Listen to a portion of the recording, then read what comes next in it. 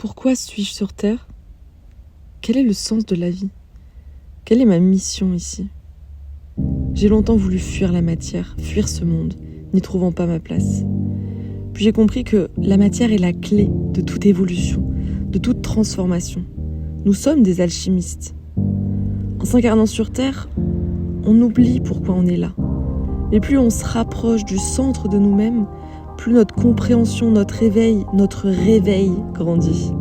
Jusqu'au moment où on peut reconnaître qui on est vraiment et trouver cet amour inconditionnel, cette paix intérieure, cette plénitude la plus pure. Poussière d'étoiles, c'est des bribes de moi, de toi, du tout. Des messages de nos âmes, de nos cœurs, des rencontres, des partages, des apprentissages. Pour t'accompagner dans ta compréhension, te guider vers toi, vers ta mission de vie, pour raviver ensemble les lumières de ce grand tout. Si tu es ici, c'est que toi aussi, tu es un enfant des étoiles, une poussière d'étoiles. Alors levons les voiles, ouvrons nos cœurs, écoutons nos âmes. Bienvenue dans Poussière d'étoiles.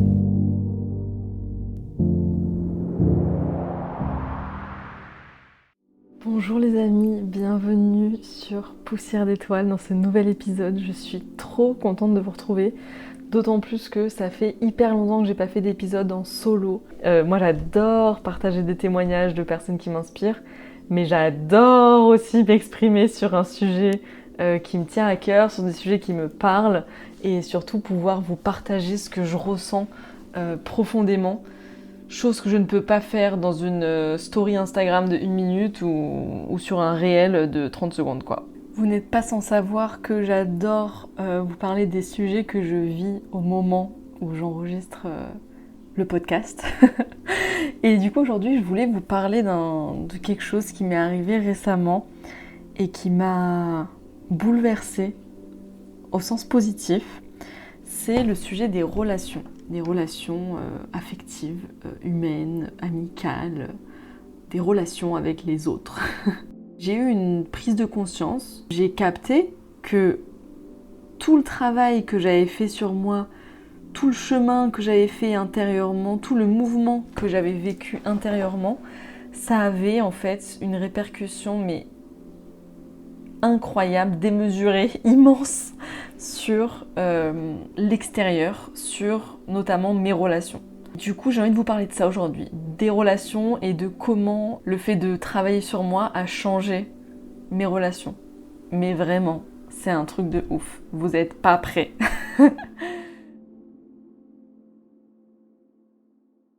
Déjà, il y a quelque chose sur lequel j'aimerais revenir, c'est que on a peur du changement.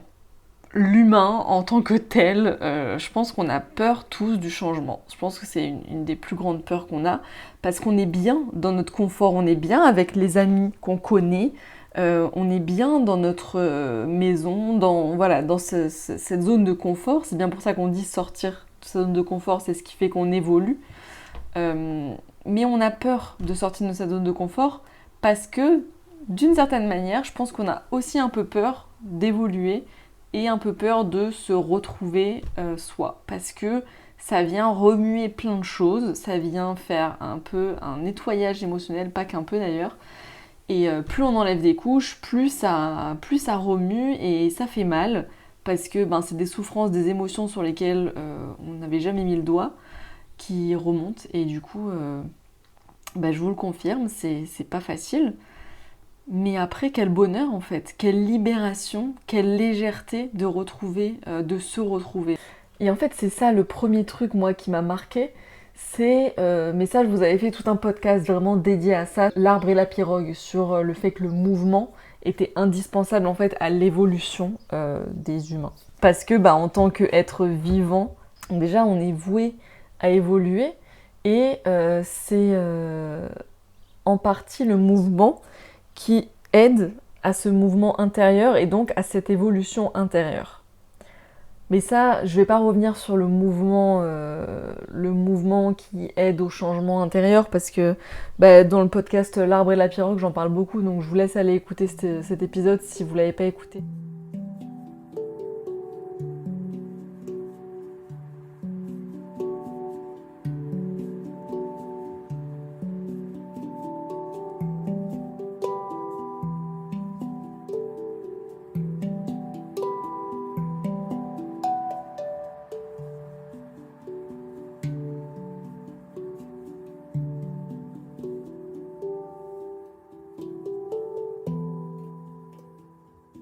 envie de vous parler vraiment des relations en tant que telles. Déjà, pourquoi c'est un sujet qui est si important? Tout simplement parce que elles sont indispensables en fait à justement à notre évolution.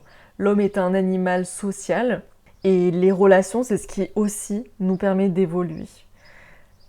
Là, par contre, il y a une nuance que j'ai envie d'apporter, c'est que les relations sont indispensables, mais à trop être entouré, on peut aussi oublier de se tourner vers soi et se tourner seulement vers les autres.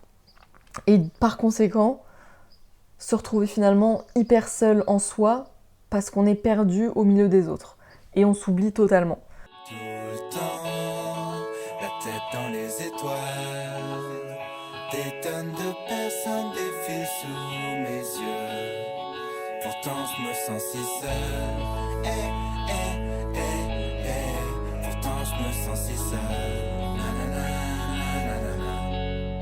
C'est un extrême. L'autre extrême, ça serait en fait, on est tellement dans la solitude qu'on est en boucle dans nos pensées, on est en boucle sur nos idées et au final, c'est pareil, on n'avance pas, on est bloqué. Mais l'équilibre à trouver, selon moi, c'est la solitude qui permet l'introspection et l'échange qui permet d'avancer et encore de venir dénouer des nœuds. En fait, je trouve que la solitude, ça permet de faire un premier tri et que l'échange, ça permet de ranger et d'avancer. Mais que l'un ne va pas sans l'autre. C'est un peu comme avec l'arbre et la pirogue, que le mouvement ne va pas sans l'état un peu plus stable. Là, je pense que c'est un peu pareil, genre on a besoin des deux pour avancer. Genre la solitude, ça nous permet de nous nettoyer, d'exprimer nos émotions seuls, parce que c'est quelque chose qui se fait seul. On n'exprime pas nos émotions sur les autres ne sont pas nos poubelles émotionnelles.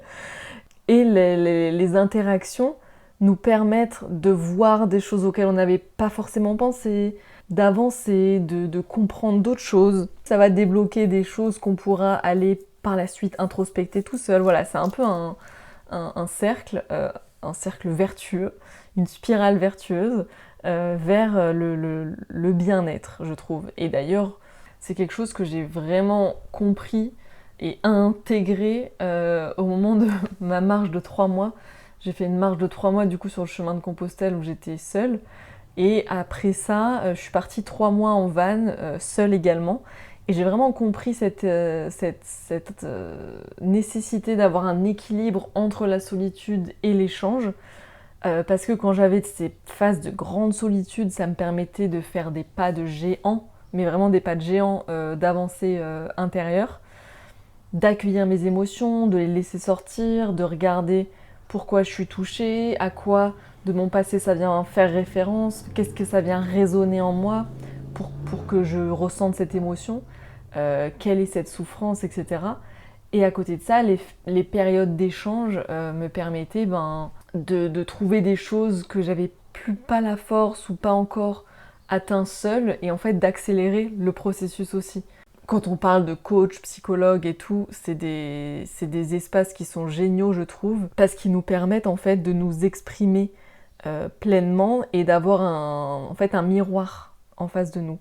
Et c'est là où je voulais en venir dans le second point, c'est qu'on est des miroirs les uns des autres. Et en fait, on est d'ailleurs des coachs aussi les uns des autres. Donc soit miroir direct, au sens, ce que je vois en l'autre, c'est aussi quelque chose que j'ai en moi, et ça me touche chez lui parce que ça vient réveiller quelque chose que j'ai en moi. Soit miroir inverse, je rencontre un pervers narcissique, ça va venir m'aider à poser mes limites, et c'est justement parce que j'ai une histoire avec les pervers narcissiques qu'il faut que je soigne, mais ça veut pas dire que je suis un pervers narcissique. Et d'ailleurs, je me rappelle qu'un jour, c'est la première fois que j'ai compris ça. Enfin, d'ailleurs, je l'ai pas compris sur le moment, mais c'est un exemple dont je me souviens maintenant avec le recul. Maintenant, j'ai compris que c'était ça. J'étais, je sais plus, ça devait être il y a 3 ou 4 ans. Non, même pas. C'était il y a 2 ans, en fait. C'était il y a 2 ans, mais j'ai l'impression qu'il s'est passé tellement de choses entre-temps. Donc il y a 2 ans, j'étais allée voir une conférence, c'était un événement de travail. Il y avait une conférencière qui était venue et je me rappelle, j'avais été vraiment bluffée, j'étais absorbée par ses mots, J'étais en amour devant ce qu'elle rayonnait, sa prestance, son charisme, sa manière d'être, à quel point elle était elle-même, parce qu'elle était plutôt artiste dans un milieu, là elle était intervenue dans notre entreprise, donc c'était un milieu très finance, très sérieux. euh, Et du coup, elle détonnait complètement et moi j'étais fascinée. Mais j'étais fascinée. Je m'étais dit, oh, mais elle est incroyable, comment c'est. Elle est trop forte d'arriver à être elle-même comme ça. Enfin, vraiment, j'étais fascinée à ce moment-là. Et je me rappelle que à la fin, donc il y avait un petit apéro, il y avait un cocktail, on pouvait parler tous les uns avec les autres et tout.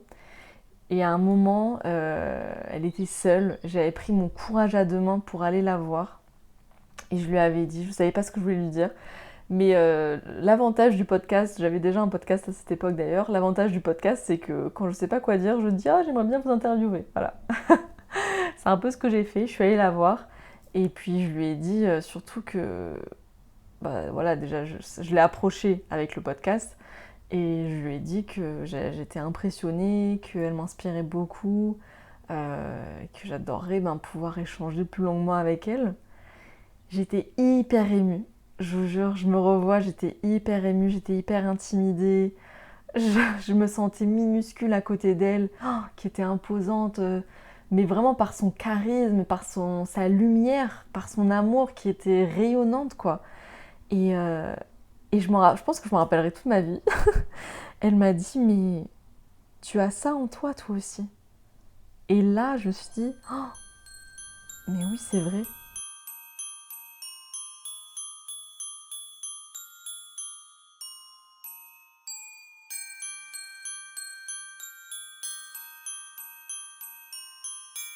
Sur le moment, c'est vraiment ce que j'ai ressenti. J'ai ressenti un grand oui. Genre, mais oui, moi aussi j'ai ça. Voilà. Et depuis cette rencontre, j'ai compris que ce qui nous inspire chez les autres, c'est quelque chose qu'on a en nous aussi.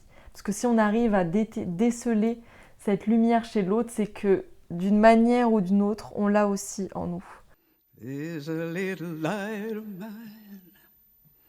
I'm gonna let it shine, let it shine, let it shine, let it shine. Yes, there's a little light of mine. I'm gonna let it shine, shine. There's a little light of mine.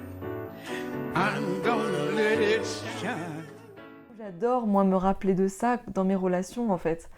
Et m'entourer de personnes qui m'inspirent parce que c'est aussi ce qui m'aide à mettre en lumière des choses chez moi que j'ai pas encore révélées, que j'ai pas encore osé mettre en lumière, quoi. Donc ça c'est un truc auquel moi je pense souvent dans mes relations, le côté miroir, pourquoi je vois ça de l'autre.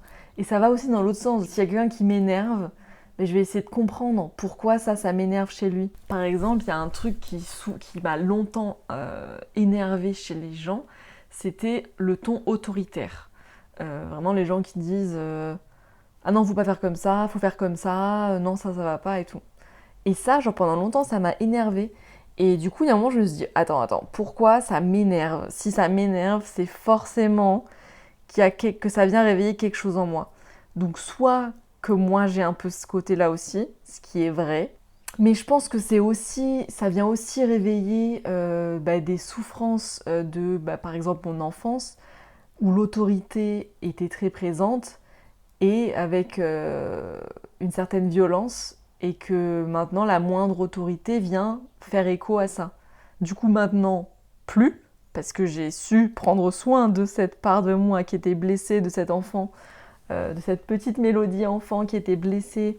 Et maintenant, voilà, c'est plus quelque chose qui vient me déranger. Mais du coup, c'est vrai que c'est super intéressant pour tout, en fait, d'analyser pourquoi ça va nous énerver chez l'autre et qu'est-ce que ça vient réveiller en nous. Et moi, j'adore. En fait, je trouve que c'est un merveilleux terrain de jeu parce que ça nous permet de comprendre tellement de choses sur nous. Et en fait, chaque relation, je trouve, est là pour nous enseigner quelque chose. que ce soit nous donner un exercice, nous entraîner à réussir à faire quelque chose, ou nous guider vers un chemin. Par exemple, je vais illustrer ça avec des exemples de vécu, ça sera plus parlant. J'avais rencontré un gars dans ma marche Compostelle, qu'on appellera Ludo. Il s'appelle pas du tout Ludo, donc c'est très bien. Et en fait, ce Ludo, donc il avait à peu près, je pense, une cinquantaine d'années. On s'en fout, mais c'est pour vous contextualiser. On s'était rencontrés sur le chemin et on avait prévu de faire un... J'avais prévu de l'interviewer. Donc on avait marché toute une journée ensemble, c'était super intéressant, j'avais passé vraiment un bon moment, etc. Et je devais faire l'interview le soir, sauf qu'au final, le soir, on arrive, moi, à la fin de mon étape, et lui, il voulait continuer de marcher. Donc il me dit, bon bah écoute, c'est pas grave, on se retrouve dans 3 jours. Lui, il terminait son chemin en 3 jours parce qu'il habitait dans 3 jours, il habitait là en fait. Et du coup, il me dit, bah écoute, quand tu finis, tu viens dormir chez moi. Et on fait l'interview à ce moment-là. Donc moi, je me dis, bon bah écoute, c'est trop sympa, avec plaisir. Bon, j'ai une petite part de moi qui était en mode, vraiment, je viens dormir chez toi. Puis je pense qu'il a tout de suite senti parce qu'il m'a dit oui t'inquiète tu auras ma femme et tout. Enfin voilà genre c'était cool, il m'a dit que j'avais une chambre pour moi et tout donc ce sujet-là a été très vite écarté. 3 jours plus tard je vais dormir chez lui. Lui il avait fini son chemin et en fait le soir il était trop fatigué pour faire l'interview. Donc il me dit bah écoute non mais c'est pas grave, tu sais quoi demain je marche avec toi. On va jusqu'à ma grange, parce qu'en fait il avait une grange qui était, ce truc de ouf, hein, mais à 1 jour de marche sur le chemin encore. Donc il me dit t'inquiète, demain je marche avec toi, tu viens dormir à la grange et on fait l'interview à la grange. Je me dis bon, ouais pourquoi pas. On passe la soirée ensemble, la soirée se passe bien, du coup le lendemain on part marcher ensemble. Et là la journée de marche déjà, je commençais à être un peu saoulée parce que il parlait beaucoup, j'arrivais pas en fait à prendre ma place, j'arrivais pas à poser à être moi-même en fait. J'arrivais pas à m'exprimer, j'arrivais pas à être moi, et je me sentais un peu enfermée parce que je lui avais promis de l'interviewer, donc je me disais bah ouais mais je veux l'interviewer donc je peux pas changer le plan quoi. Puis au final j'arrive à la grange et la soirée se passe mais hyper mal. Enfin, pour moi, c'était un enfer. En fait, sa copine était partie, était sortie ce soir-là. Elle était là aussi à la grange, mais elle était sortie ce soir-là, donc j'ai passé la soirée seule avec lui. Et au final, donc le Ludo que j'avais rencontré une semaine auparavant, avec qui que j'avais trouvé super intéressant et tout, là, j'avais découvert une facette de lui assez manipulatrice, qui me plaisait pas beaucoup, pas du tout même, et dans laquelle je n'arrivais pas à prendre ma place, je n'arrivais pas à m'exprimer, à poser mes limites en fait. Et le soir, donc à la grange, il est trop fatigué pour faire l'interview. Donc ça faisait quand même 3 ou 4 fois qu'il décalait. Il est trop fatigué pour faire l'interview, il me dit non mais t'inquiète, demain matin je marche avec toi, juste la matinée, on se pose à midi et on fait l'interview à midi à la pause. Et là vraiment je sentais l'arnaque venir. Je le sentais pas. Je vais me coucher et le lendemain matin, et je me dis si le lendemain matin il est plus cool, qu'il est moins... Enfin, que j'arrive à me sentir plus à l'aise, ok on garde ce plan, mais sinon ben je sais pas, on verra quoi. Je me lève et ça n'a pas changé. J'ai l'impression d'être embarquée dans ces théories, dans ces trucs, je me sens vraiment manipulée, j'ai l'impression de vivre un peu un lavage de cerveau, mais pas positif. Enfin de toute façon, un lavage de cerveau qui vient de l'extérieur, c'est jamais positif quoi. Donc vraiment j'ai l'impression de vivre un lavage de cerveau, et en fait il y a un moment, mais toujours j'arrive à rien dire, et il y a un moment où je me dis ok là c'est plus possible, là je me suis pas respectée en fait, depuis ces 3 jours là je me suis pas respectée, j'ai dépassé mes limites clairement, et en fait là il parle, je me lève sans rien dire, je prends mon sac et je dis écoute je suis désolée Ludo mais j'ai besoin de marcher seule ce matin finalement, et là je fonds en larmes et je pars. Il me dit attends, je te raccompagne, machin, t'es sûre, machin. Hyper. Enfin bref. je me suis sentie hyper mal à ce moment-là. Tout ce que j'ai pu faire, c'était partir. Et je me suis rendu compte que cet exercice, cette rencontre avec ce Ludo, l'exercice c'était vraiment en fait d'apprendre à poser mes limites, quoi. Et que même si je m'étais engagée à l'interviewer, ben c'est pas grave, si ça me plaît plus, si je me sens plus à l'aise, si je me sens plus bien, ben en fait je dis non, quoi, je mets fin à la relation. Si je me sens pas respectée, c'est que je ne me respecte plus non plus, c'est plus possible en fait pour avoir une relation. Donc voilà. Et je profite de cet exemple pour vous partager une autre une autre prise de conscience que j'ai eue dans ce cheminement, c'est que l'autre prend la place qu'on lui laisse prendre. Ça, je crois que c'est un truc que qu'on a dit avec Maëva dans le dernier épisode, mais je trouve que c'est tellement important de s'en rappeler. C'est que c'est facile de dire oui, mais il était comme ça, c'est un mec toxique, il m'a manipulé, machin. C'est facile, mais en fait, l'autre prend la place qu'on lui laisse prendre. C'est-à-dire qu'on a chacun notre responsabilité dans la relation. Dans une relation, on est deux. Et si l'autre agit comme ça, et ben c'est aussi d'une certaine manière qu'on le laisse agir comme ça.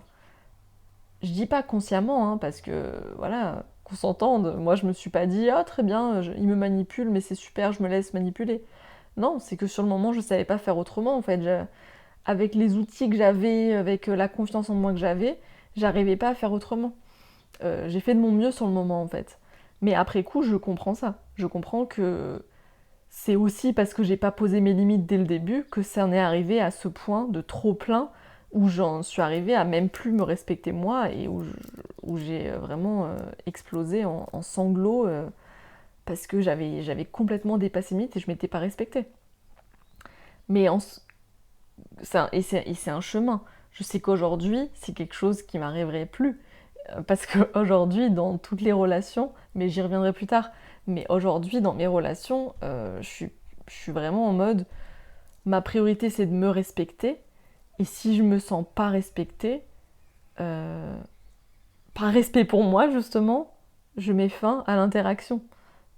Quoi qu'il en soit, en fait, de manière bienveillante, voilà, en disant, bah là, je me sens pas respectée, donc je vais prendre mes distances, en fait. Mais c'est tout. Euh, et ça évite de péter un câble. Ça évite d'arriver à la goutte d'eau qui fait déborder le vase, quoi. La cocotte minute, voilà, ça évite l'effet cocotte minute, justement. De se respecter. Et c'est aussi une marque de respect pour l'autre, de se respecter soi. Donc, dans une relation, on est deux, comme je viens de le dire.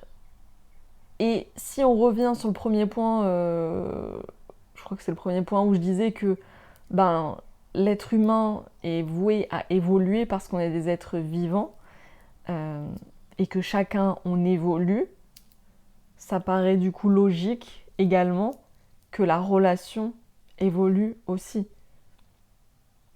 À partir du moment où chacun évolue dans son chemin, chaque relation va aussi évoluer.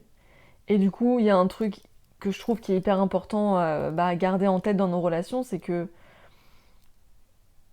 rien n'est permanent, en fait. Tout est impermanent.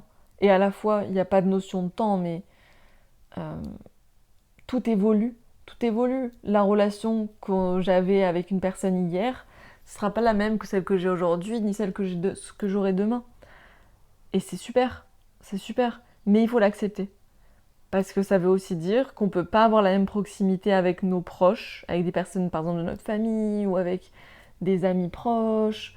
Parfois on se dit oui, c'est pour la vie. Bah en fait, parfois c'est pas pour la vie parce que ça, alors attention, je mets le. C'est pas la même chose entre l'amour et la relation, hein. Parce que l'amour, je considère que l'amour peut être là pour la vie. On peut aimer quelqu'un pour toujours. Mais entre aimer et avoir une relation aussi, c'est pas la même chose. Mais du coup, la relation ne peut pas être la même au cours de notre vie avec la même personne. Puisque nous, déjà, moi j'évolue et l'autre évolue aussi. Donc forcément, l'interaction entre deux personnes qui évoluent va évoluer. Il y a des moments où ça arrivera qu'on soit moins proche. Et c'est ok. Et il y a des moments où ça arrivera qu'on sera hyper proche et hyper connecté parce qu'on vivra quelque chose d'hyper en phase. Et c'est ok, c'est trop cool. Mais voilà, gardez en tête qu'on évolue tous et toutes et que donc les relations évoluent aussi. Et que toutes les relations ne sont pas faites pour rester dans notre vie éternellement. Il y a des relations qui sont juste là pour nous apprendre quelque chose et une fois qu'on a intégré la leçon, la relation va disparaître de notre vie, la personne va disparaître de notre vie. Par exemple, moi je sais qu'il y a une relation amoureuse que j'ai eue, je me suis rendu compte qu'il était dépendant de moi. Et je me suis dit, mais attends, en fait ça m'a fait prendre conscience d'un schéma qui se répétait dans mes relations depuis longtemps, de dépendance affective, donc de codépendance, hein, parce que quand l'un est dépendant, l'autre est forcément aussi dépendant d'une manière ou d'une autre. Et en fait, cette relation-là m'a permis de mettre fin à ce schéma, à ce schéma répétitif que j'ai remarqué, comme j'ai remarqué ce truc de dépendance. Et du coup, la relation, après, elle a disparu, en fait, vu que j'avais compris la leçon. Vous voyez que souvent, il y a des relations comme ça qui sont faites juste pour nous challenger, en fait, nous apporter des petits exercices de vie, nous apprendre à poser nos limites, nous apprendre à dire non, nous apprendre à nous exprimer, venir révéler quelque chose en nous. Qu'il y a des relations qui seront là toute notre vie, peut-être certaines 60% de notre vie, et puis d'autres qui seront là juste pour une période très temporaire, et ça veut pas dire que l'amour est différent. Ça reste de l'amour. Ça reste de l'amour. Et chaque relation nous apporte quelque chose de différent. Et en fait, on peut pas, pour moi, comparer les relations. Ça, c'est un truc pour moi qui est hyper important aussi. Ça va avec l'évolution des relations, c'est la hiérarchisation. Les relations sont basées sur l'amour. Même si on met le même mot, ça reste de l'amour, ça vient du cœur. Mais ça va être quelque chose de différent. Et différent ne veut pas dire mieux ou moins bien, ou plus fort ou moins fort. Quand on demande à un enfant, est-ce que tu préfères ton papa ou ta maman ? En fait, l'enfant qui est dans le plus pur amour, la plus grande sincérité, ne peut pas choisir un de ses deux parents. Pour moi, c'est un peu la même chose en fait avec nos amis, nos amours, nos proches. À partir du moment où on est dans un amour pur qui vient du cœur, on ne peut pas hiérarchiser les relations. Et je trouve ça important de se rappeler que chaque relation est unique, au même titre que chaque personne est singulière. La relation avec chaque personne est singulière également.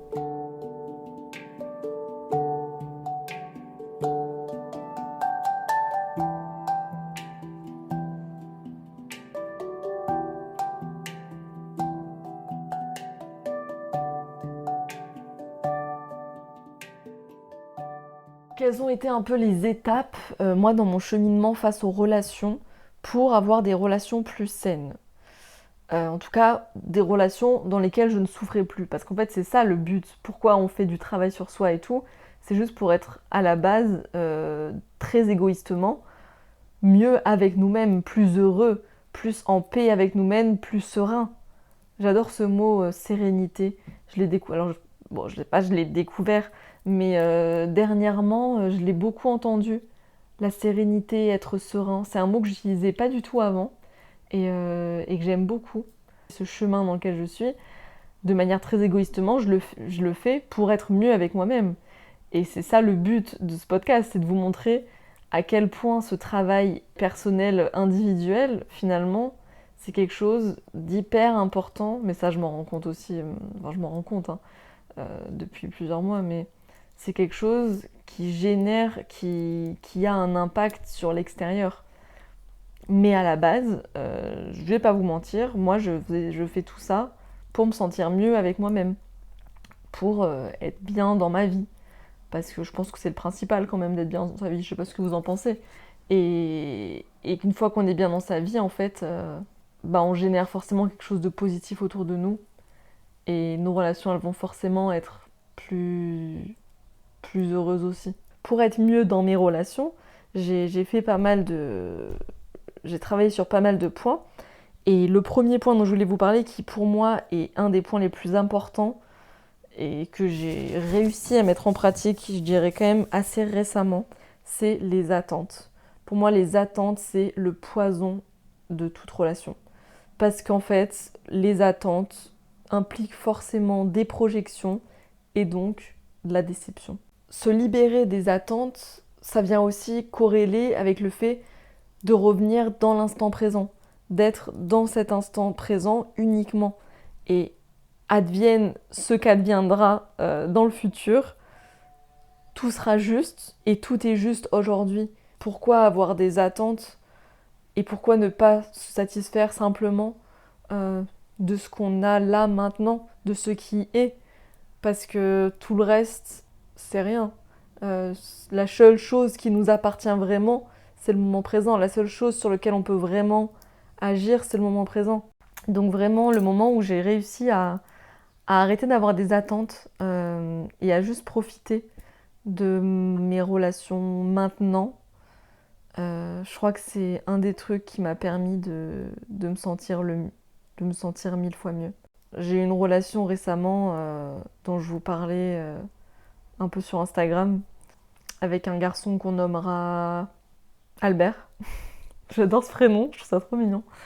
Donc en fait avec Albert, moi j'étais amoureuse de lui depuis le début, je voulais qu'on soit en couple et bon je vous passe les détails mais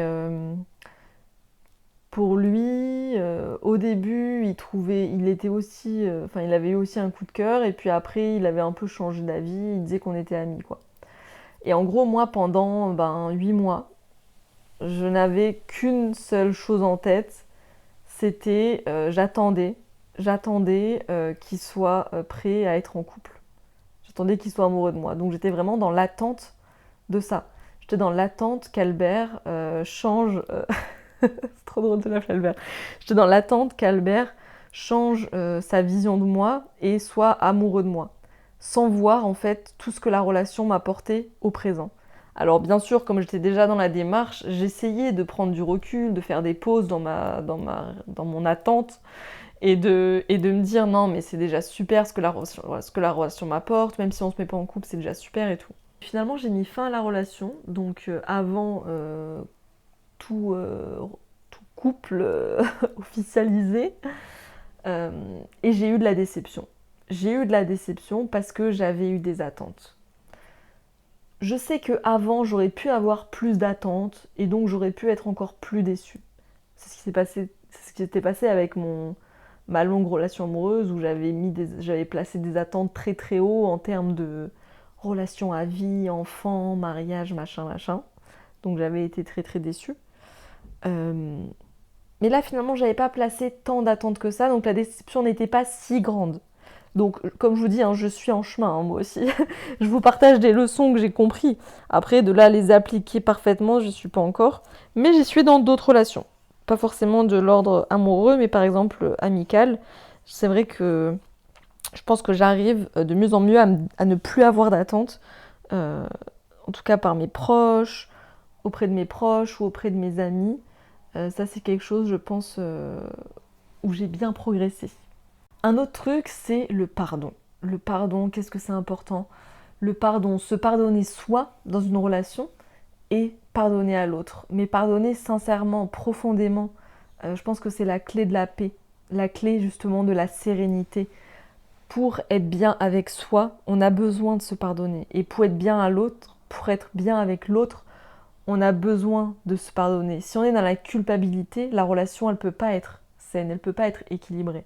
Et si on en veut à l'autre, c'est la même chose. Ça peut pas être sain dans notre échange avec l'autre. Un peu dans la même veine que ça, on peut pas demander à l'autre quelque chose qu'on ne fait pas soi-même. Par exemple, je sais que pendant longtemps, moi, un truc que j'avais en tête, c'est je me disais, non mais par rapport à mes proches, j'avais des proches où je ressentais qu'ils ne m'aimaient pas tel que j'étais réellement. Et ça me faisait souffrir énormément, parce que je me disais, purée, mais cette personne, elle m'aime pas telle que je suis, en fait. Elle m'aime selon ses projections, elle aime l'image qu'elle se fait de moi. Bon, ce qui est vrai, de toute façon, la plupart du temps. Mais elle ne m'aime pas telle que je suis. Et j'ai eu une prise de conscience. Je me suis dit, mais attends, je lui demande de m'aimer telle que je suis, mais en fait, moi, je l'aime pas telle qu'elle est, cette personne. je lui demande quelque chose que je suis même pas capable de faire en fait. Donc j'ai changé mon prisme et je vais commencer à lui envoyer de l'amour. Ça, c'est tout simple, hein, parce que je sais que c'est quelque chose, quand je dis ça, ça peut paraître un peu bizarre, enfin de dire, voilà, j'ai juste changé mon prisme et je lui ai envoyé de l'amour. Et très concrètement, qu'est-ce que c'est? Ben, c'est par exemple, si la personne me dit quelque chose qui me renvoie au fait que je me sens pas aimée telle que je suis, plutôt que de réagir, plutôt que d'envoyer de la colère, plutôt que d'envoyer des émotions négatives, d'accuser l'autre, de dire oui, mais de critiquer l'autre, tu ne m'aimes pas comme ça, pourquoi tu ne me comprends pas et tout. Bah en fait, c'est juste de laisser sortir ces émotions qui viennent. C'est toujours la même chose, hein. Laisser sortir ces émotions qui viennent et comprendre ce que ça vient toucher en nous.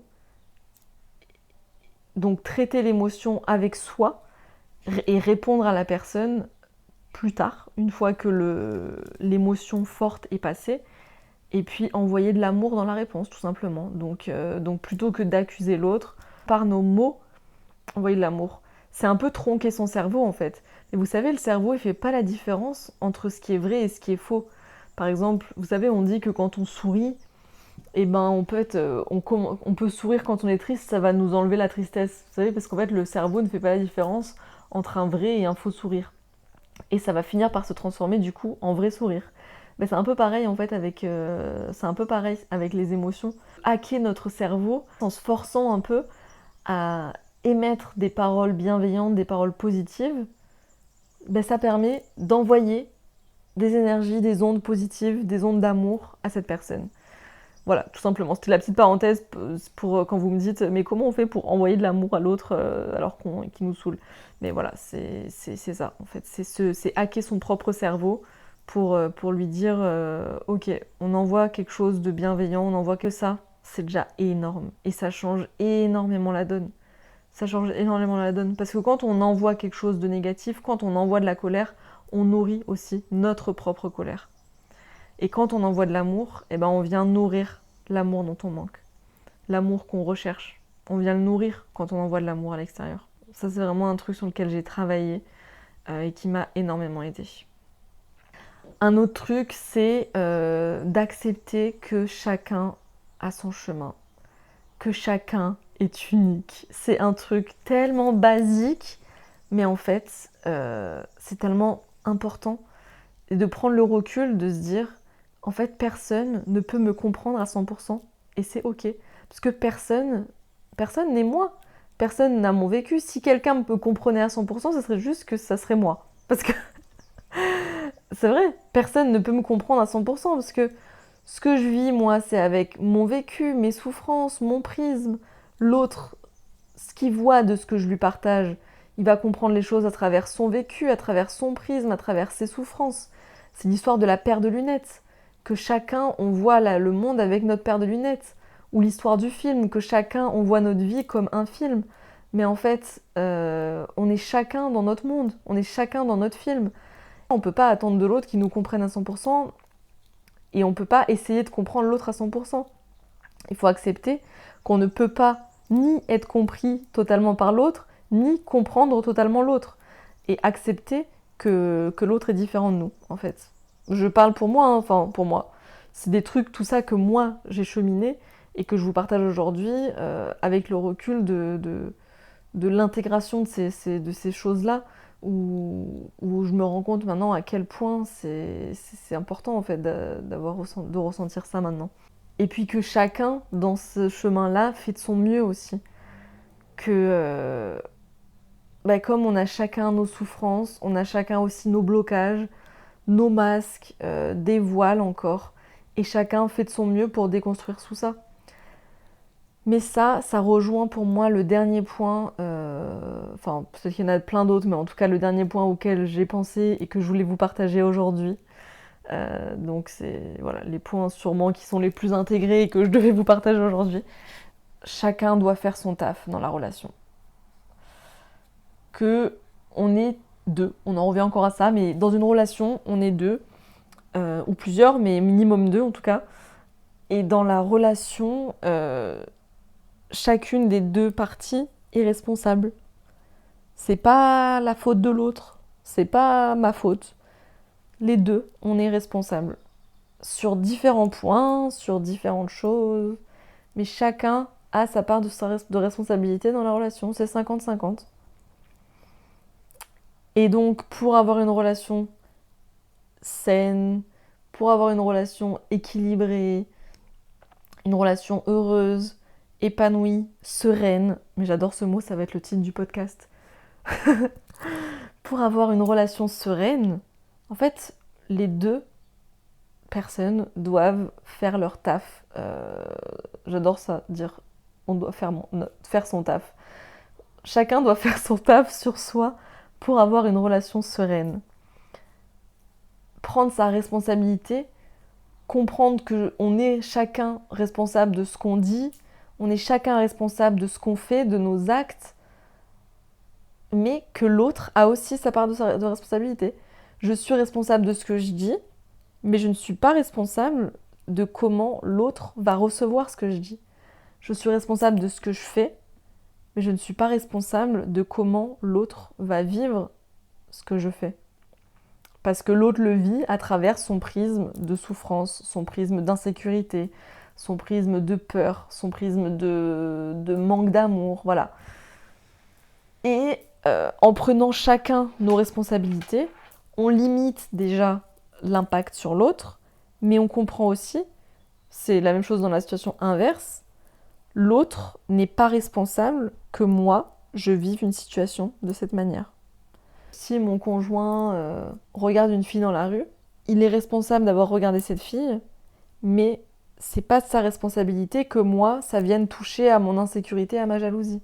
Si ma mère me dit que je mange trop de chocolat, je suis sûre qu'elle va sourire en écoutant ça, elle est responsable de ce qu'elle me dit en me disant qu'elle trouve que je mange trop de chocolat, mais elle n'est pas responsable, c'est pas de sa faute si moi ça me fait de la peine, si moi ça vient toucher une insécurité en moi, si moi ça vient me réveiller mes troubles alimentaires de quand j'étais ado, ça c'est pas de sa faute. Ça c'est à moi de traiter ce sujet-là, c'est à moi de me dire ok, certes elle m'a dit ça, mais maintenant si ça vient me toucher, eh ben c'est à moi d'aller faire mon taf et d'aller guérir cette part de moi. Si mon père par exemple ne m'envoie pas de message pendant 2 semaines, il est responsable de ne pas m'envoyer de message pendant 2 semaines. C'est sa responsabilité, c'est son action. Mais le fait que moi, ça vienne me toucher, ça, c'est de ma responsabilité. Lui, il n'est pas responsable de ce que ça va avoir comme effet sur moi. Et si moi, ça vient me créer une insécurité que mon père m'ait pas envoyé de message pendant 2 semaines, c'est à moi d'aller guérir ce truc. Et je peux pas lui en vouloir. J'ai rien à lui en vouloir. Par contre, je peux aller traiter quelque chose de mon côté. Voilà, c'était un peu les petits exemples, juste pour vous illustrer que chacun doit faire son taf et qu'on doit prendre nos responsabilités chacun, quoi. Dans ce contexte-là, en prenant chacun nos responsabilités, je vous assure qu'une relation est 1000 fois plus saine, 1000 fois plus agréable même, pour les deux, en fait. C'est un truc de ouf. Et ça implique, évidemment, je ne l'ai pas précisé, mais bon, pour moi c'est évident, mais le respect, c'est le truc principal, mais je le dis même plus, mais pour moi c'est le truc principal quand même, hein, c'est prendre ses responsabilités, mais dans le respect évidemment de l'autre et de soi. Enfin d'ailleurs d'abord de soi, et une fois qu'on se respecte, on pourra respecter l'autre. Pour finir, je voulais vous raconter un peu qu'est-ce que tout ce travail que j'ai fait sur moi a changé dans mes relations concrètement. Vous l'aurez compris, ça m'a permis d'avoir des relations plus sereines. Mais concrètement, c'est quoi ? On veut du spicy, on veut des détails. Ce travail sur moi, en fait, ça a été une sorte de pas une sorte, mais j'adore cette expression aussi, purification de mon cœur. Un nettoyage émotionnel. J'ai épluché, et je continue, mais j'épluche les couches de l'oignon. Et sous chaque couche, il y a d'autres couches qui apparaissent. C'est une déconstruction, et reconstruire avec des bases qui me conviennent, qui sont que je choisis et qui sont dans le respect de mes valeurs. Tout ça, ça permet de vivre depuis l'espace de mon cœur et d'être aligné. D'être autant aligné, de vivre depuis l'espace de mon cœur, c'est donc aussi parler avec le cœur, depuis l'espace du cœur, agir avec authenticité, aussi avec vulnérabilité. Tout ça, ça fait que celui en face de moi n'a plus d'emprise sur moi. Même si peut-être son comportement n'a pas changé, mais au final, ça je peux pas savoir parce que je le vois avec mon prisme qui lui a changé, donc moi j'ai l'impression qu'il a changé. Vous voyez ce que je veux dire? C'est toujours la même chose en fait. Même si le comportement de l'autre n'a pas changé, moi je suis tellement axée, je suis tellement alignée et tellement authentique que finalement ça a plus d'emprise sur moi. Ça vient plus me déstabiliser vu que je suis ancrée. Vous voyez, c'est un peu comme un tout jeune arbre dans la tempête. Il va se faire déraciner, il va se faire transporter de tous les côtés, il va se faire arracher. Ça, c'est la maltraitance. C'est quand on n'est pas ancré, c'est quand on n'est pas aligné avec nous-mêmes et que on se fait maltraiter, on se fait manipuler. Et j'ai été dans cette situation-là, hein, donc c'est pas du tout un reproche. Hein. Je pense qu'on passe tous à un moment de notre vie par ça. Mais l'arbre, quand il grandit, vous aurez remarqué dans les podcasts que j'adore les métaphores avec les arbres, hein. C'est intéressant ça. L'arbre, quand il grandit, quand il est plus ancré, il va pouvoir faire des racines bien plus solides, bien plus profondes. Et du coup, même la plus grande des tempêtes, ça n'aura plus d'effet sur lui. Il va rester ancré. Moi, je me sens un peu bambou maintenant. Vous voyez, je me sens un peu bambou, hyper ancré. Je ne sais pas si vous voyez les racines du bambou comme elles sont solides. Moi, j'ai des bambous chez moi, ils transpercent tout, même le béton, quoi. C'est un truc de fou. Et la partie extérieure du bambou, c'est hyper solide. Une canne de bambou, on peut faire des constructions en bambou. Et moi, je me sens un peu bambou maintenant. Je me sens tellement ancrée, tellement enracinée, que les perturbations qu'il y a à l'extérieur, même si le vent n'a pas changé, eh ben, je vais me plier sous le vent. Voilà. Mais en fait, je vais rester ancrée. Et du coup, mes branches ne vont pas se rompre. Mes branches ne vont pas se casser.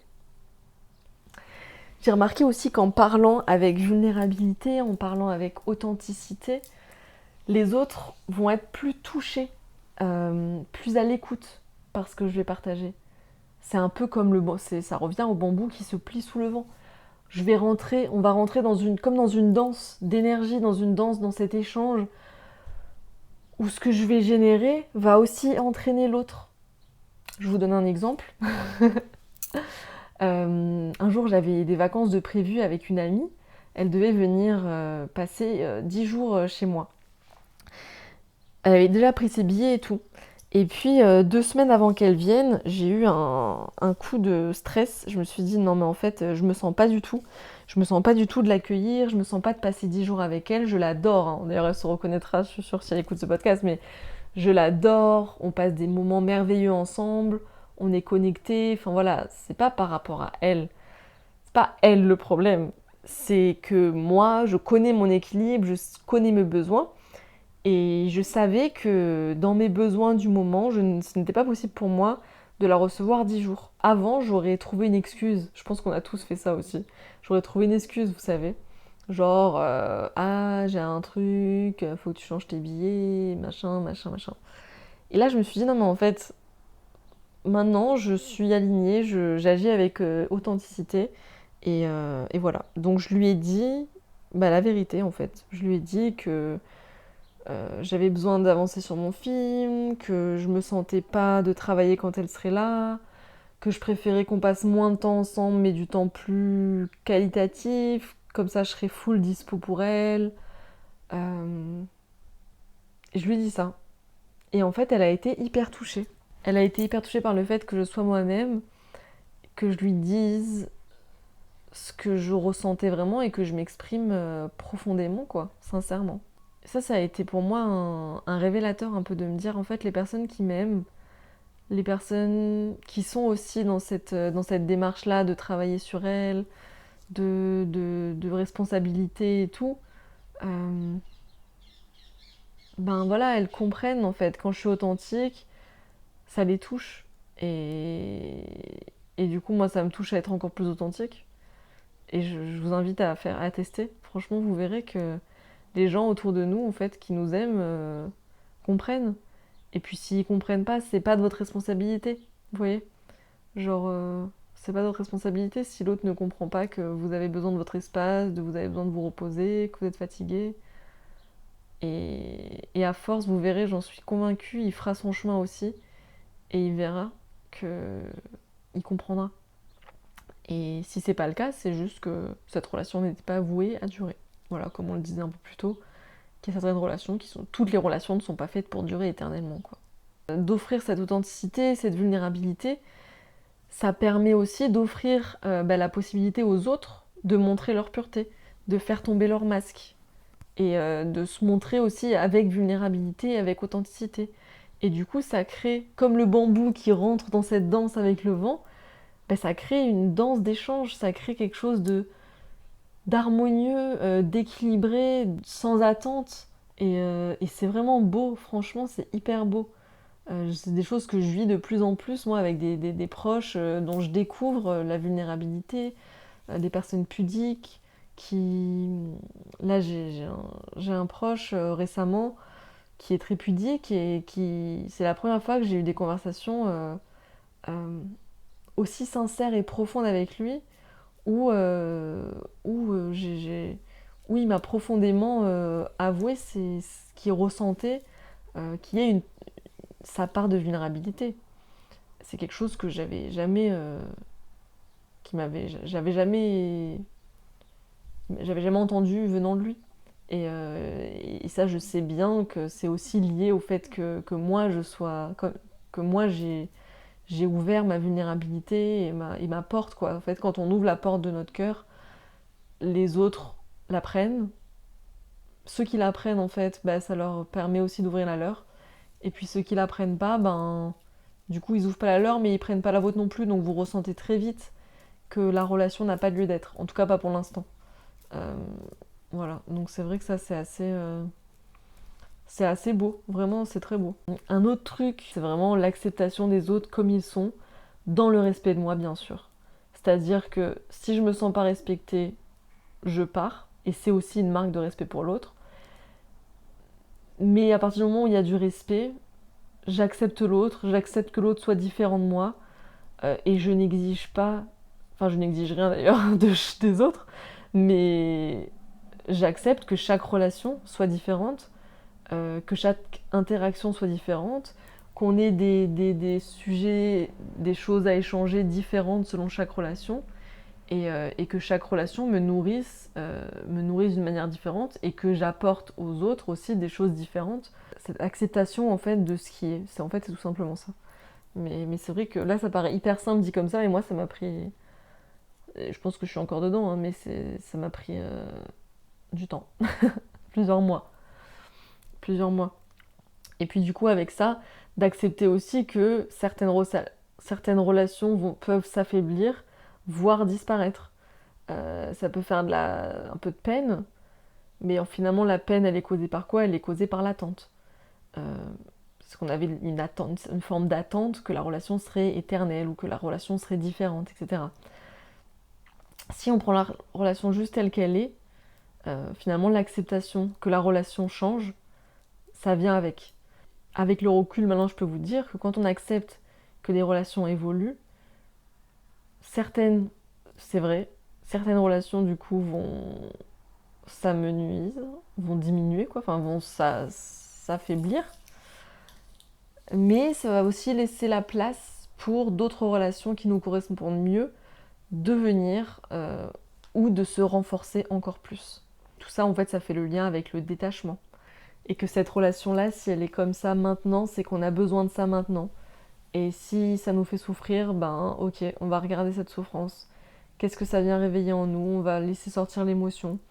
Et puis on va envoyer de l'amour. Parce qu'en envoyant de l'amour, on nourrit aussi notre amour, et c'est comme ça qu'on peut se sentir mieux, déjà soi, et puis rayonner quelque chose de lumineux, et du coup attirer des personnes qui sont comme ça aussi.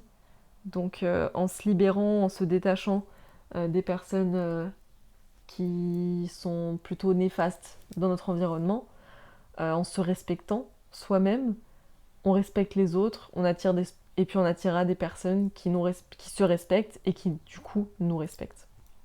Et puis l'attachement, où avant j'avais beaucoup de dépendance affective, là où maintenant j'ai compris que l'attachement c'était quelque chose de toxique, quelque chose de néfaste, là où l'amour est quelque chose de pur, inconditionnel, authentique, sain, qui vient du cœur en fait. Là où l'attachement vient de nos blessures. L'attachement, c'est quelque chose qui vient combler nos blessures, nos peurs de l'abandon. Mais si on coupe ces attachements, on s'en retrouve encore plus serein, justement, dans les relations. Parce qu'il reste que le lien d'amour pur. Et il n'y a plus toutes ces peurs, toutes ces insécurités qui sont causées, qui sont à la source, à l'origine de l'attachement. Je voulais juste vous partager du coup un petit exercice un peu, si ça vous parle en tout cas. Déjà de voir vos relations comme des guides qui vous indiquent quoi travailler sur vous, de garder toujours cette conscience, en fait, de mettre de la conscience sur vos interactions et dans vos interactions, de poser la conscience sur ce que vous ressentez. Quelle émotion est-ce que vous ressentez ? De l'accueillir, de la laisser s'exprimer. La laisser s'exprimer dans un cadre personnel. Une émotion, elle est là pour soi, c'est pas quelque chose qu'on déverse sur l'autre. Hein. Et puis quelle souffrance cette émotion vient toucher en moi. Donc visualiser la part de moi qui a été blessée et lui donner de l'amour en fait. Je pense que je ferai un épisode spécial qui sera une méditation guidée justement pour vous aider à accueillir vos émotions, à voir la souffrance et puis à guérir cette part de vous qui est blessée. Donc voilà, je vous invite à la faire si ça vous parle. Et puis le dernier petit conseil que je peux vous donner, ça serait de garder en tête que lorsqu'on est totalement en paix avec nous-mêmes, il n'y a rien de l'extérieur qui peut nous atteindre. Et en fait, on rayonne tellement que l'ombre ne peut même plus nous atteindre, quoi. Tant qu'on vit des émotions négatives, des émotions intenses, des émotions difficiles, en fait, c'est des cadeaux. C'est des cadeaux pour se purifier, c'est des cadeaux pour avancer sur notre chemin. Et pour avancer dans notre remise en question, dans notre purification du cœur, dans notre nettoyage émotionnel, pour atteindre un état plus serein et des relations du coup plus sereines, plus saines, plus apaisées et plus pures. Voilà, je crois que je vais m'arrêter là, j'ai beaucoup parlé. Ça faisait longtemps. J'espère que tout ça vous aura parlé. Si c'est le cas, vous pouvez m'écrire. Vous savez à quel point ça me fait plaisir de vous lire, de lire ce que ça vous évoque, ce que vous ressentez à l'écoute de ce podcast. N'hésitez pas à envoyer ce podcast, vu qu'on parle de relation, à une relation à qui vous pensez, qui vous avez beaucoup pensé en écoutant ce podcast. Moi, la première, j'ai pensé à des gens en le faisant, et je pense que je leur enverrai. Donc, n'hésitez pas, ça peut être cool. Comme ça, peut-être qu'on pourra aider tout le monde à être mieux avec soi et du coup à avoir des relations plus cool aussi. Merci infiniment pour votre écoute, pour votre présence, pour votre soutien. Je vous dis à très bientôt dans un nouvel épisode de Poussière d'étoiles. Merci d'avoir écouté Poussière d'étoiles, un podcast créé, réalisé et produit par Mélodie Mota. N'hésite pas à m'écrire sur Instagram ou par mail pour me partager tes réflexions suite à cet épisode ou si tu souhaites que je t'accompagne personnellement dans ton chemin pour te libérer de tes blocages, de tes peurs et enfin créer la vie dont tu rêves. Pour ne pas louper les prochains épisodes, n'oublie pas de t'abonner sur ta plateforme d'écoute préférée. Tu peux aussi laisser une note ou un petit commentaire. Tu n'imagines pas à quel point ça me donne de la force. À très bientôt, chère étoile.